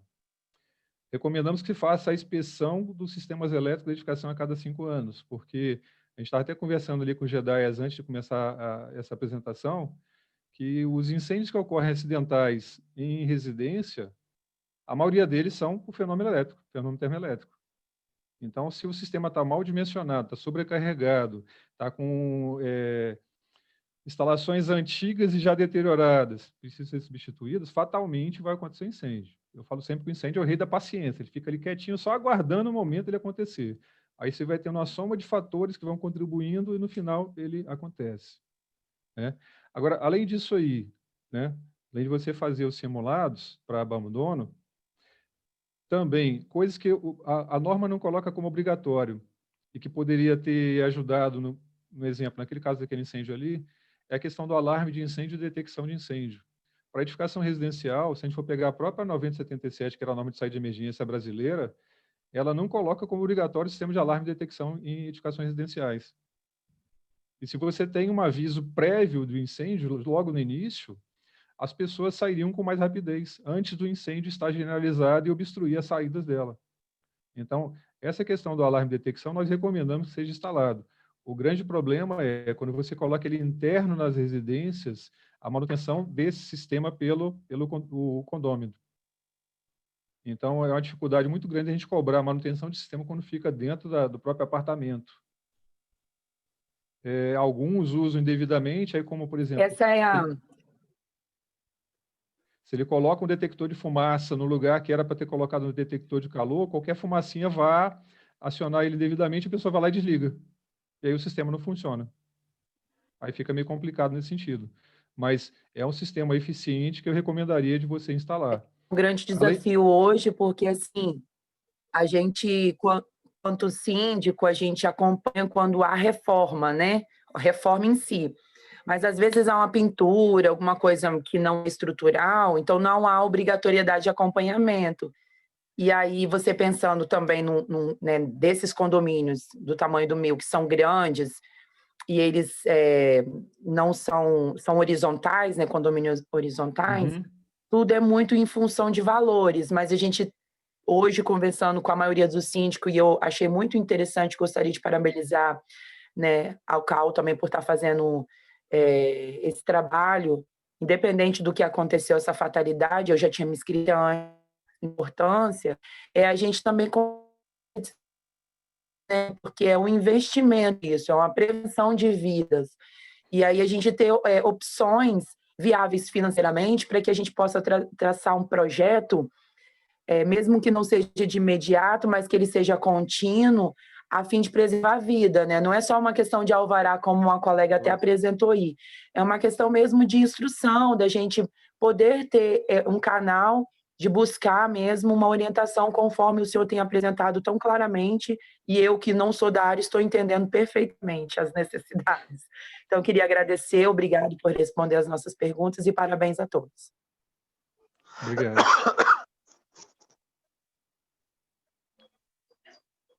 A Giovana fez uma observação aqui, que isso deveria ser realizado por todos os síndicos e empresas que trabalham administrando os condomínios, bem como a atualização de seus sistemas de SPDA e outros. Poliana, se me permite só fazer mais um complemento nessa fala. Claro, com certeza. Em relação à Ana Paula. Ana Paula, um problema também que a gente verificou, assim, eu estou há 22 anos na área técnica, lutando para melhoria do sistema, é que a gente vem atualizando as normas, tentando sempre buscar essas novas tecnologias e corrigir pontos falhos do passado. Só que a gente tem uma dificuldade de colocar algo que é importante e que deveria ser implantado para edificações já construídas, como é o caso da sua, por questões justamente que as pessoas veem a segurança contra incêndio ainda como uma despesa e não como investimento. E quando você fala sempre, ele coloca lá, mas é inviável financeiramente. Essa desculpa é meio complicada, né, da questão financeira. Só que a norma sempre está entrando em vigor para as edificações construídas a partir dali. Um dos problemas que a gente já verificou é em relação ao sistema de combate a incêndio com uso de água, o sistema de mangueiras lá, né, que é o sistema hidráulico preventivo. As edificações aprovadas antes de 2009, a grande maioria não tem bomba de combate a incêndio, são feitas apenas por gravidade. E a pressão de saída das mangueiras ela era baixa no passado. Se você pegar, por exemplo, o pavimento mais elevado, a pressão é muito baixa, mal vai sair água. Você não conseguiria fazer um combate a um incêndio como aquele que ocorreu nessa semana. A pessoa que tentar se aproximar dali, o jato d'água não permite chegar nem perto do fogo. Então, seria completamente ineficiente. O que a gente recomenda? Como a gente não pode colocar como obrigatório, a gente recomenda que as certificações mais antigas instalem bombas de combate a incêndio, porque provavelmente esse sistema só vai servir para quando a viatura do bombeiro chegar, pressurizar a rede e usar essa rede, pressurizada por nossa viatura. Já as edificações novas trabalham com pressões de trabalho bem melhor, com 15 metros de coluna d'água, por exemplo, no mínimo. Que daria, como foi a edificação vizinha, né, fazer o combate ali. Obrigado, Poliana. Alguém mais?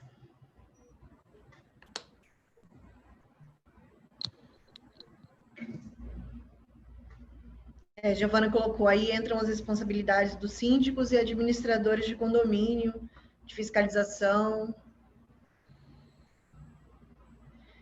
O que a gente tenta fazer na fiscalização é sempre alertar também, né? Para qualquer situação de risco que os nossos fiscais, eu acho que também os vistoriadores no Corpo de Bombeiro, se deparam. Acho importante deixar claro também que não é somente responsabilidade do síndico e das empresas administradoras. Os próprios condôminos têm as suas responsabilidades e, como nós dissemos antes, desculpe, até conversamos com o Anderson aqui, na verdade, boa parte dos incêndios começam nas unidades por problemas de curto-circuito, falta de manutenção em ar-condicionado, sistema elétrico, uso de gambiarra. Então, assim, é preciso uma conscientização de todos. E, nesta parte, em relação aos síndicos e às empresas administradoras, o sindicato tem feito um trabalho excepcional, feito palestras, participado, junto com o Corpo de Bombeiros, da Semana Anual de Prevenção a Incêndio, palestras em faculdades, no sentido de quê? De conscientizar todos da importância do combate ao incêndio.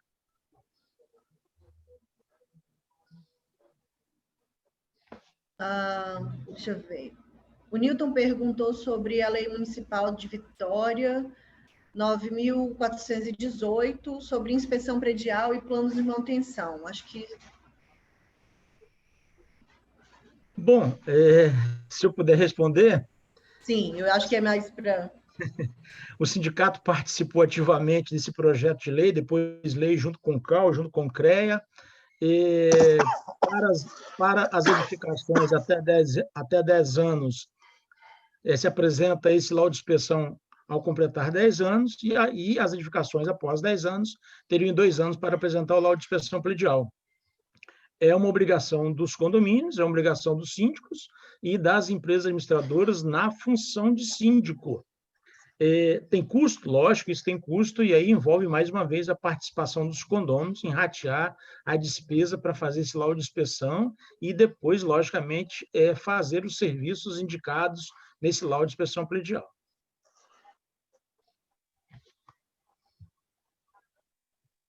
Está nada dúvida, Newton?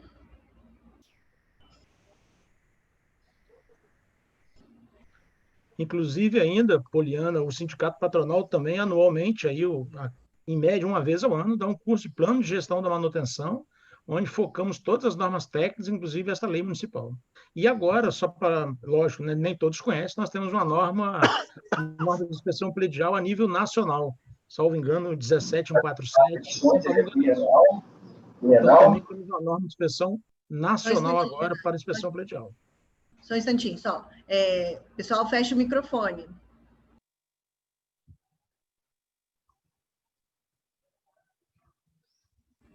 Pode falar, Jedaias. Não, é só no sentido de alertar que nem todos conhecem ainda, mas o sindicato também já vai divulgar.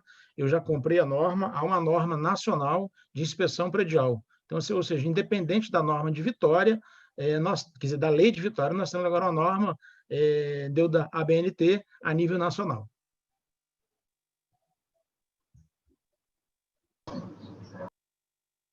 Deixa eu...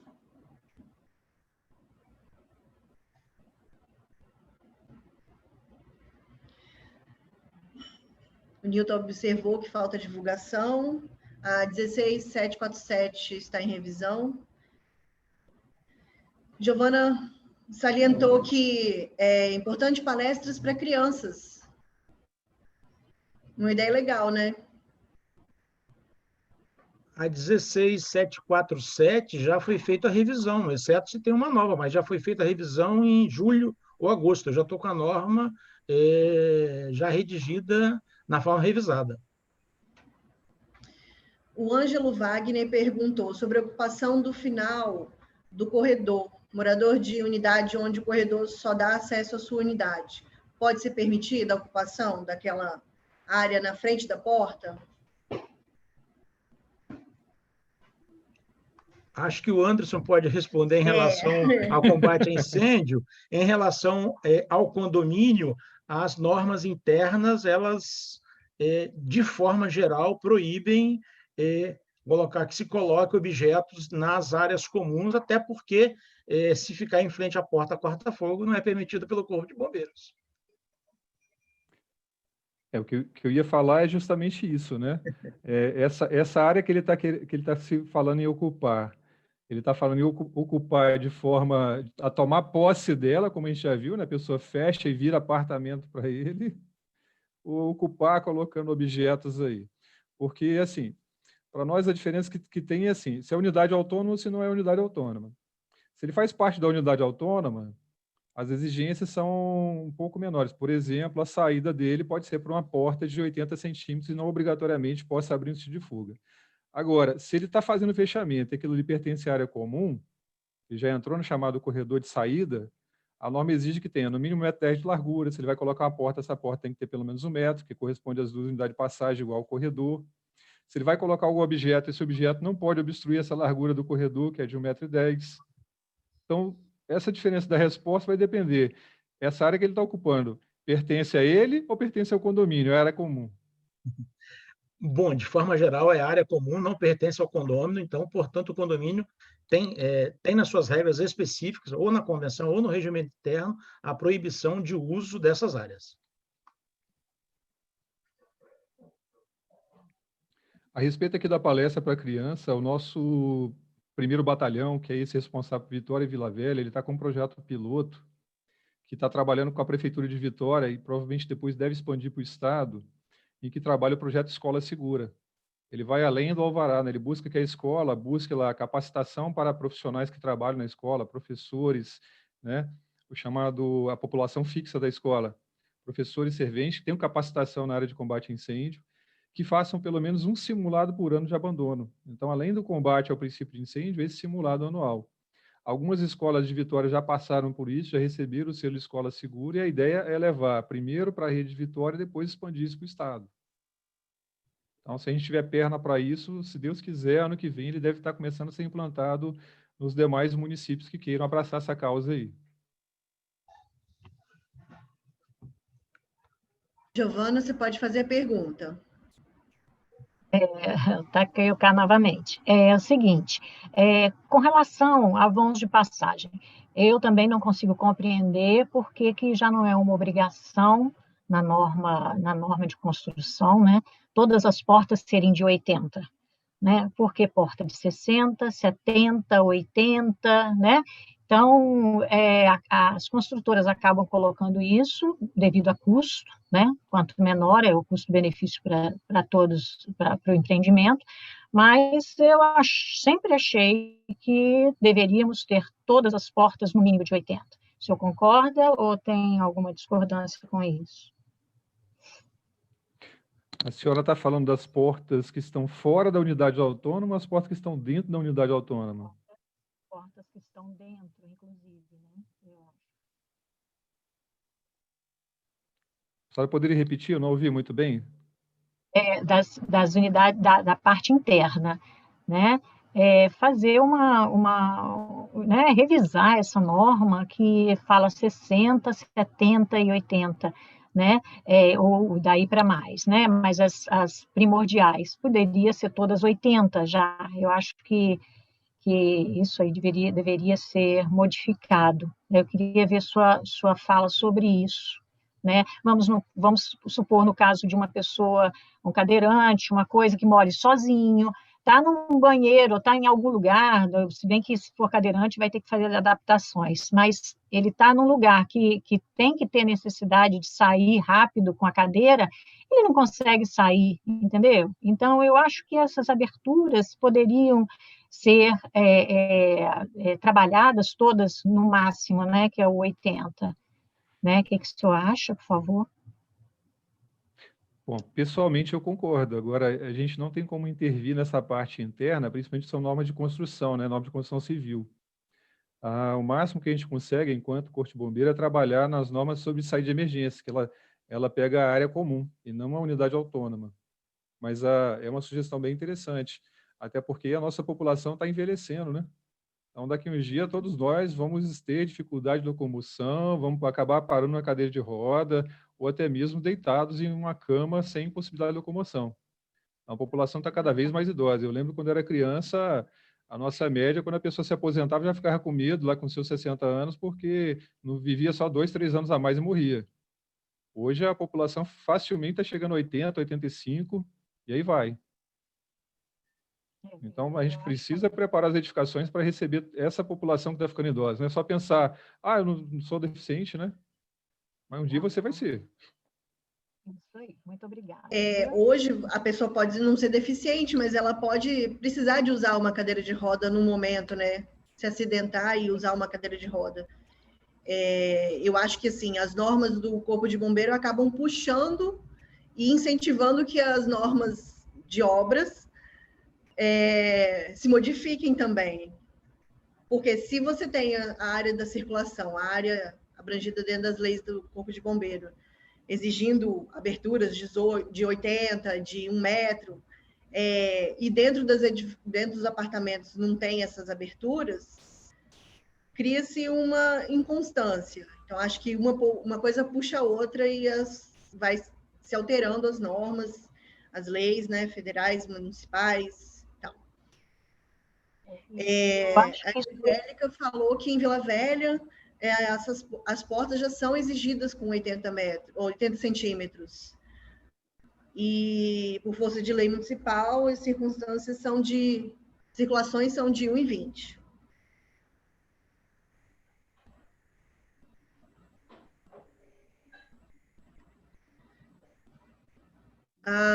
Angélica, você pode responder, essa lei de Vila Velha está em vigor desde quando? Você sabe?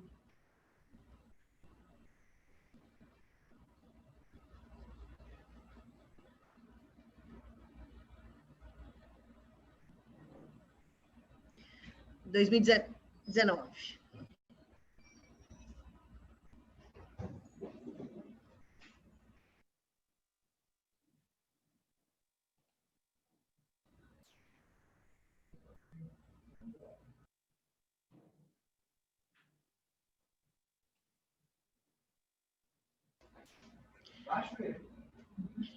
Mais alguma pergunta?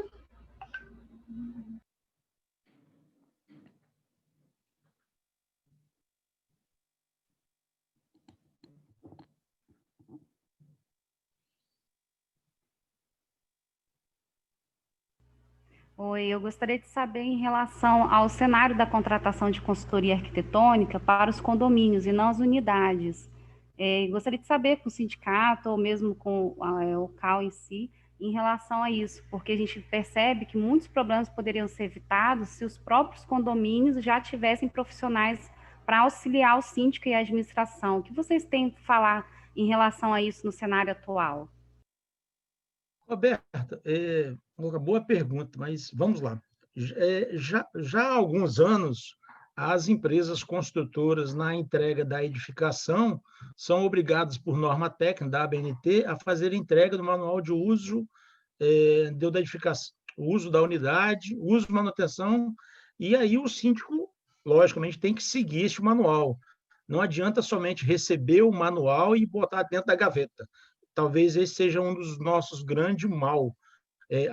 Ao comprar o equipamento, você já põe ele para funcionar e não lê o manual. A mesma coisa é com a edificação. Não somente por parte do síndico, mas também por parte do condômino, porque ele também recebe esse manual de uso da norma técnica, salvo engano, 16047. E aí, assim, é uma obrigação do condomínio, é uma obrigação do síndico orientar os condôminos a também fazer as manutenções e conservações de suas unidades no uso e operação. E agora, em Vitória, com a lei que impõe a inspeção predial e também com a norma da ABNT 16, salvo engano, 747, que impõe a inspeção predial a nível nacional, cada vez mais os condomínios estão trazendo para si responsabilidades que devem ser compartilhadas com os condôminos em assembleias. Não dá para o síndico assumir sozinho esta baita responsabilidade sem a participação dos seus condôminos.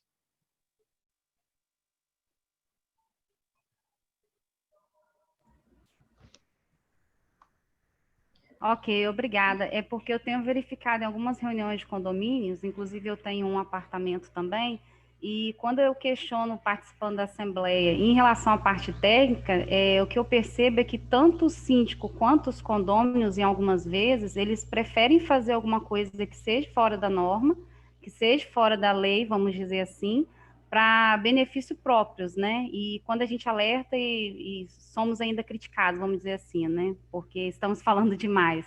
Mas, assim, pelo menos no meu condomínio, eu consigo barrar algumas coisas porque eu exijo que seja colocado tudo na ata da Assembleia. E como a gente tem assessoria jurídica, aí pesa mais um pouco, né? O final da decisão.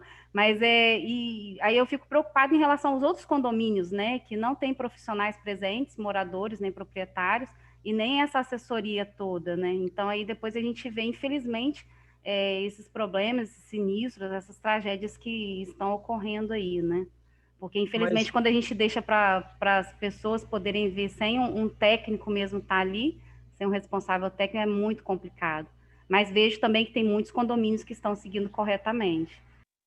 Eu posso dizer que aqui no Espírito Santo, especialmente na Grande Vitória, o CIPS atua no Espírito Santo, exceto região sul. Nós temos divulgado bastante a norma técnica 16280, que trata de reforma em edificações e nas unidades.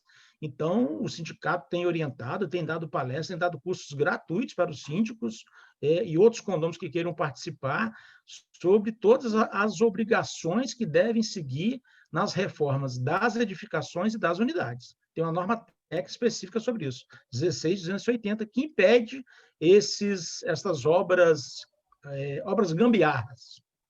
Basta o síndico seguir e o condômino, logicamente, fiscalizar.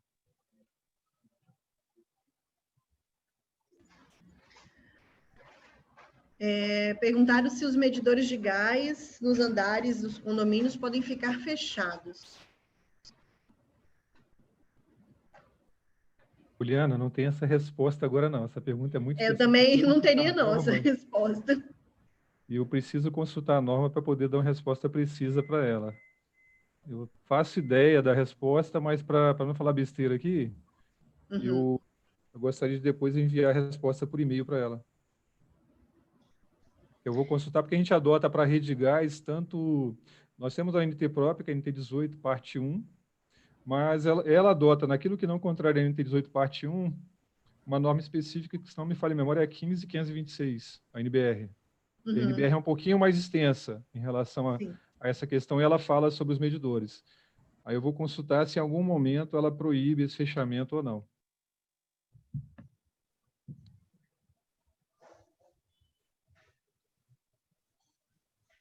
Acho que acabou nossas perguntas. Mais alguém?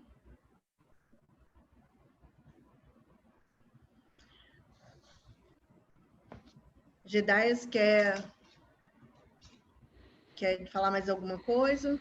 Bom, agradecer aí, Poliana, ao CAL, por este convênio aí com o Corpo de Bombeiros, e mais uma vez esta parceria com a entidade, com o CIPSES. Estamos caminhando aí juntos há alguns anos, isso é muito importante, muito bom.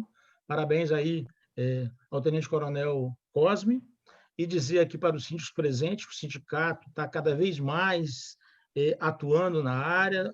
Nós temos um plano estratégico 2020-2030, ser referência no Estado do Espírito Santo, e para isso, grandes projetos, grandes ações, grandes cursos e palestras em prol dos condomínios estão sendo pensados.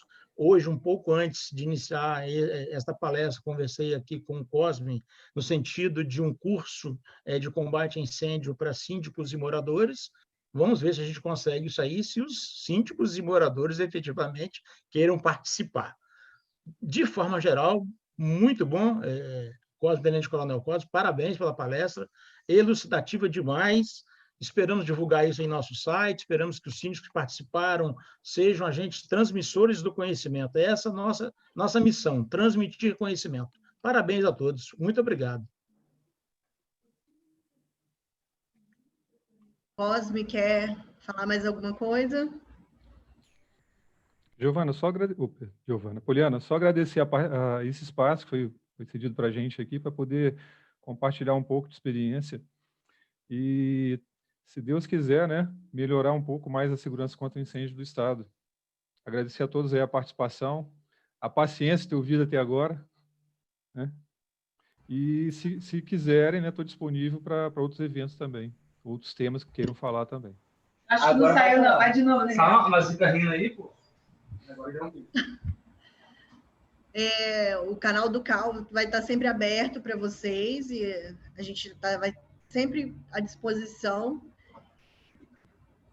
E espero que a gente consiga sempre fazer uma parceria muito boa para que os projetos sejam bem feitos, os projetos sejam bem estruturados, que os síndicos e os condomínios e os moradores consigam entrar em acordo para que tudo siga numa linha da segurança, né, para todo mundo. Eu vou agradecer a presença de todo mundo, ao Cosme e ao Gedaias pelas falas. E até a próxima. Poliana, para encerrar, só deixar aquela imagem daquele adaptador Boa, para o pessoal boa. refletir. Ó, eu tinha pegado um agorinho, ó. 0, né? Então, só para encerrar aí, né? As pessoas pensarem quando vão pegar adaptadores de tomada, né? Essas extensões mais fraquinhas, o que pode acontecer com ele? Que eu falo que o incêndio é rei da paciência. Ele vai ali devagarzinho, vai esquentando, vai derretendo, vai grafitizando o material aqui até fechar o curto e iniciar o incêndio. Exatamente. Esse ainda conseguiu ser salvo, né? Se não tivesse visto, né, que estava desse jeito e tivesse ligado na tomada e ninguém presente, podia ter acontecido um incêndio. Exatamente. E uma coisa simples, né? Exatamente. E que muita gente usa. É usado rotineiramente. Sim. Ainda mais com a mudança das tomadas. Alguns aparelhos ainda estão com aquela tomada chata. E aí tem que adaptar para a tomada nova. Observa a carga do aparelho, observa a potência, né, máxima aí dessa adaptação. Observe os sinais. Exatamente. O incêndio não começa para uma para outra, ele começa a dar sinais devagar, né? Começa a esquentar, sai fumaça, dá um curtozinho quando liga. Tudo isso é sinal de que alguma coisa está errada. Cosme, só para fechar, eu sempre digo no curso lá no CIPS que o nosso maior erro é colocar nosso cidadão, daqueles que utilizam colocar chuveiro elétrico, quando desarma o disjuntor, ir lá e rapidamente armar o disjuntor, né? Ele não está pensando que está uma sobrecarga na rede e ele está ligando o disjuntor. Não, o pior é quando ele vai lá e troca o disjuntor, bota o mais potente. Pior ainda. Pior ainda. Tá bom, pessoal. Obrigado a todos aí. Obrigada. Fiquem com Deus. Obrigado a vocês. Um abraço. Tchau, tchau.